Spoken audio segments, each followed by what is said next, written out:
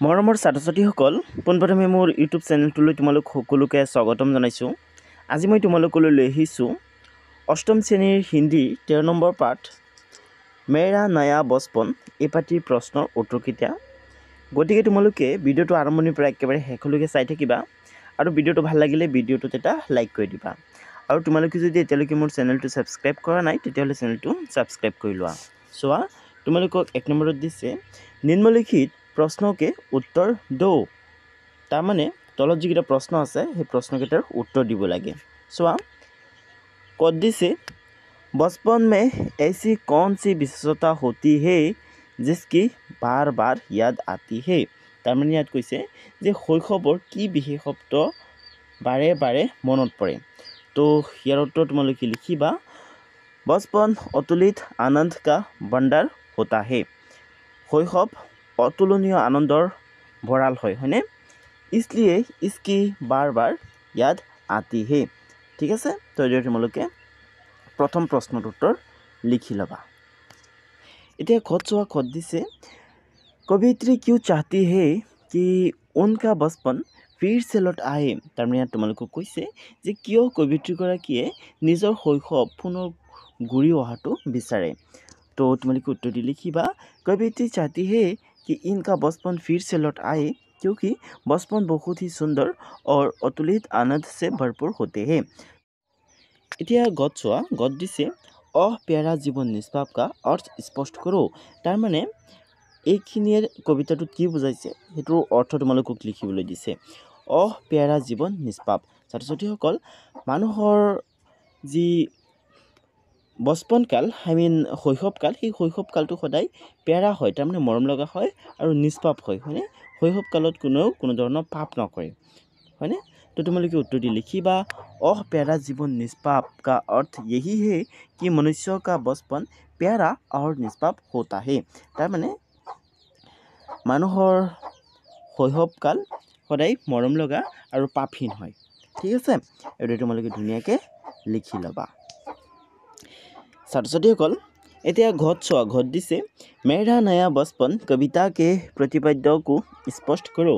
তাৰমানে মেৰা নয়া বচপন এই কবিতাটোৰ বিষয়বস্তু তোমালোকক ব্যাখ্যা কৰিবলৈ দিছে।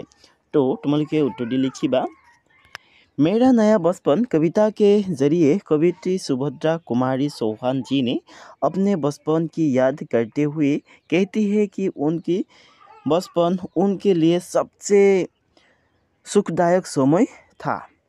बचपन में लोग चिंता से मुक्त रहकर खेलता खाता और सशंद ढंग से घूम फिर कर आनंद में जीवन बिता सकता है।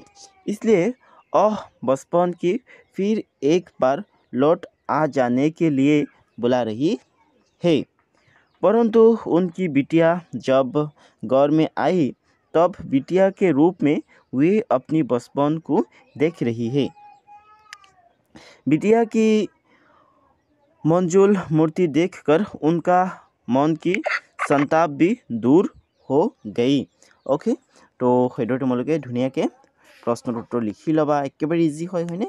চোৱা, গোটেই কবিতাটোৰ বিষয়বস্তু ব্যাখ্যা কৰিবলৈ দিছে হয়নে? চোৱা, মই কিমান চমুকৈ লিখিছোঁ। তো তোমালোকে ইয়াৰ পৰা চাই ধুনীয়াকৈ লিখি লোৱা আৰু ভিডিঅ'টো ভাল লাগিলে ভিডিঅ'টো এটা লাইকো কৰি দিবা। অ'কে, ছাত্ৰ-ছাত্ৰীসকল, এতিয়া 2 নম্বৰত চোৱা, 2 নম্বৰত দিছে আশয় স্পষ্ট কৰোঁ। তো আশয় স্পষ্ট কৰিবলৈ দিছে। চোৱা, बार बार आती है मुझको मधुर याद बचपन तेरी गया ले गया तो जीवन की सबसे मस्त खुशी मेरी। तो ইয়াৰ আশয় স্পষ্ট কৰিবলৈ দিছে। তো তোমালোকে এইদৰে লিখিবা। চোৱা, इसका आशय ये है कि कवि को बचपन की याद बार बार आती है। তাৰমানে কবিগৰাকীৰ বাৰে বাৰে তেখেতৰ যি বচপন আছিল বা শৈশৱ আছিল সেই শৈশৱ কালৰ কথা মনত পৰি থাকে। क्योंकि बचपन सबसे मस्त खुशी का समय है। কাৰণ বচপন কালেই হৈছে বা শৈশৱ কালেই হৈছে আটাইতকৈ আনন্দৰ সময়, আটাইতকৈ বেছি মজা কৰা সময়। বচপন চল জানে পৰ মনুষ্য কি খুচি भी চলি जाती है। আৰু বচপন গুচি যোৱাৰ লগে লগে মানুহৰ যি সুখ শান্তি সেয়াও গুচি যায়। কাৰণ বচপন গুচি যোৱাৰ লগে লগে মানুহৰ বিভিন্ন ধৰণৰ টেনশ্যন আহি পৰে পঢ়া লিখা কৰিব লাগে কোনোবা টকা ইনকাম কৰিব লাগে হয়নে মানে বিভিন্ন ধৰণৰ সমস্যাই দেখা দিয়ে তো লিখি ল'বা সেইদৰে একেবাৰে চমুকৈ লিখিছোঁ এতিয়া খত চোৱা তোমালোকক খত দিছে मैं बचपन को बुला रही थी बोल उठी बिटिया मेरी नंदन बन सी फूल उठी यह छोटी सी कुटिया मेरी तो सरस्वतीসকল তোমালোকে উত্তৰ দি সেইদৰে লিখিবা प्रस्तुत पंक्तियाँ की भावार्थ यही है कि कवित्री बचपन की याद करके बचपन को पुनः बुला रही थी परंतु उनकी बेटी का जन्म होने के बाद उनकी छोटी सी कुटिया नंदन वन की तरह फूल उठी है और अपनी बिटिया के रूप में कवित्री को बचपन फिर मिला है ओके तो ये तुम्हारे धुनिया के लिखि लबा इतने तीनित चुआ तुम्हारे तीनित दिसे निम्नलिखित कथनों में से सही कथन पर सही का चिन्ह लगाओ तो माने तलत दिया केटार एकेटा माने एमसीक्यू टाइपर হয় ঠিক আছে তো একেটাৰ যেটো শুদ্ধ হেতুত এই যেটো রাইট চিন হে রাইট চিনটো দিবলৈ দিছে সো কত আছে कवित्री को बार-बार बचपन की याद आती है क्योंकि उनकी माँ उन्हें बहुत प्यार करती थी कवित्री माए कवित्रीक बहुत मरम কৰিছিল সেই কাৰণে कवित्रीৰ নিজৰ बचपन বা শৈশৱকাল বাৰে বাৰে মনত পৰে তো এটো নহয় एक्चुअली তাৰপিছত চোৱা बचपन अतुलित आनंद का भंडार होता है बचपन काल अतुलनीय आनंदर भराल হয় হয়নে সেই কাৰণে कवित्री को बार बार उनकी बचपन याद आती है ठीक है तो एटु माने शुद्ध हो যাব नेक्स्ट আছে बचपन में कोई काम नहीं करना पड़ता एटु হ'ব নোৱাৰে এটু ভুল হয় ओके तो एटु शुद्ध হ'ব बचपन अतुलित आनंद का भंडार होता है खोटा से बड़े बड़े मोती से आंसू जुला जुलाते थे एटु शुद्ध নহয় नेक्स्ट আছে जयमाला पहनाते थे यस एटु शुद्ध হয় नेक्स्ट আছে आनंद दिलाते थे एटु शुद्ध নহয় तार माने মাজটো শুদ্ধ হৈ যাব ঠিক আছে তো তোমালোকে উত্তৰ দি লিখি দিবা जयमाला पहनाते थे ठीक है नेक्स्ट गत আছে बचपन में रोने पर कवित्री की माँ उन्हें गोद में उठाकर खूब प्यार करती थी नेक्स्ट আছে उन्हें बिल्ली से डराती थी नेक्स्ट আছে उनकी पिटाई कर देती थी तो ये दुটো तो হবই নোৱাৰে হয়নে এইটো শুদ্ধ হৈ যাব उन्हें गोद में उठाकर खूब प्यार करती थी ओके सो তোমালোকে উত্তৰ দি এটো লিখি দিবা उन्हें गोद में उठाकर खूब प्यार करती थी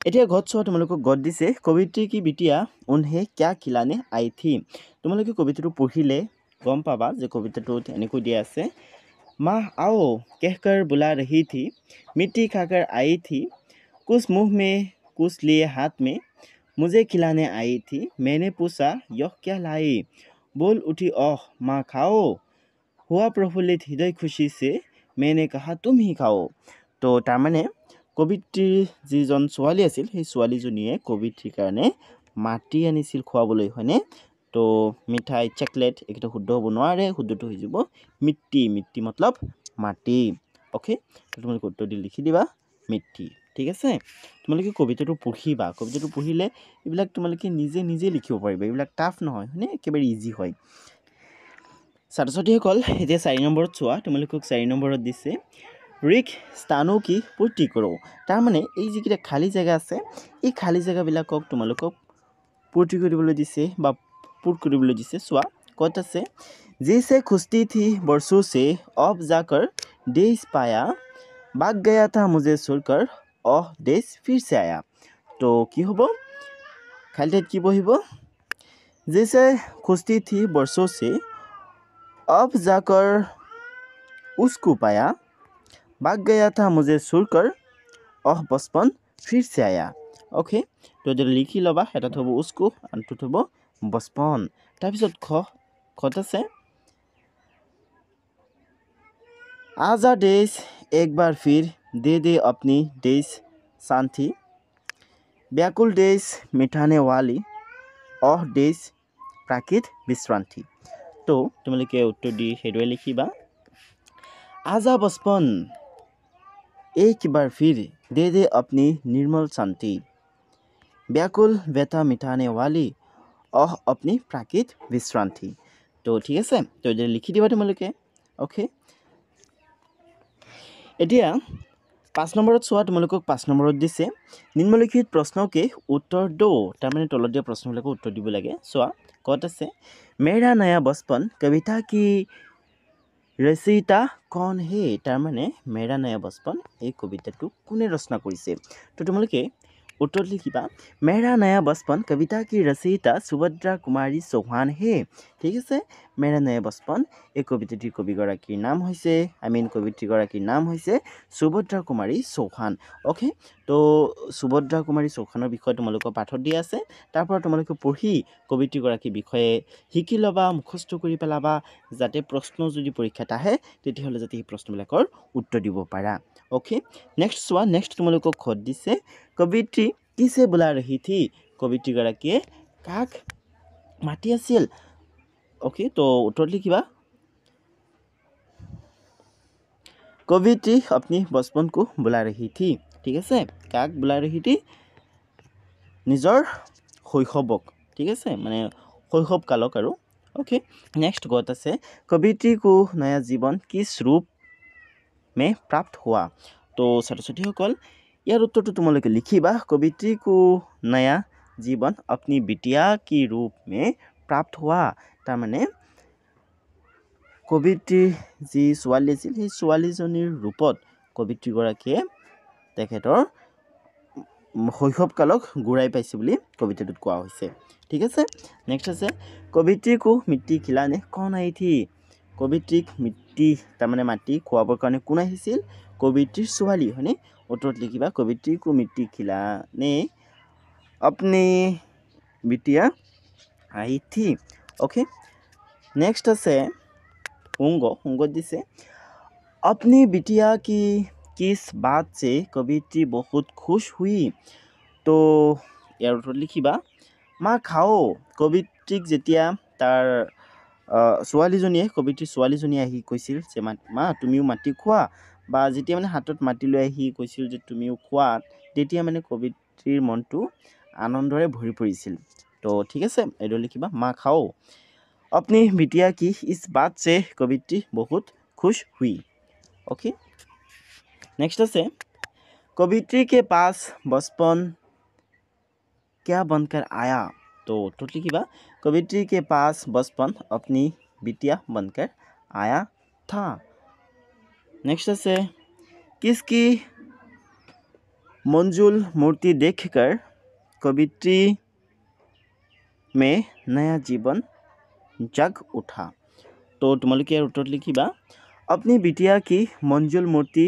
देखकर कवित्री में नव जीवन जग उठा ठीक है ये धुनिया तुम्हारे लिखि लबा वर्कित से क्या तुम्हें भी बचपन प्रिय है तो सकलोरे कारणे निजर बचपन बा शैशवकाल प्रिय थाके हने तो तुम्हारे उत्तर लिखिबा हाँ मुझे भी बचपन प्रिय है ठीक है ये तुम्हारे धुनिया लिखि लबा नेक्स्ट আছে पाठ के आसपास एक नंबर चुआ एक नंबर दिसे बचपन का अतुलित आनंद क्या है विस्तार से बताओ तो तुम्हारे उत्तर लिखिबा बचपन का अतुलित आनंद और सादगी मस्ती और बेफिक्री का अनुभव है जब हमें जीवन की प्रशंसनीय छोटी छोटी खुशियाँ मिलती है जैसे कि खिलौने से खेलना दोस्तों के साथ समय बिताना और नए चीज़ों को खोजना यह एक अविस्मरणीय अनुभव होता है जो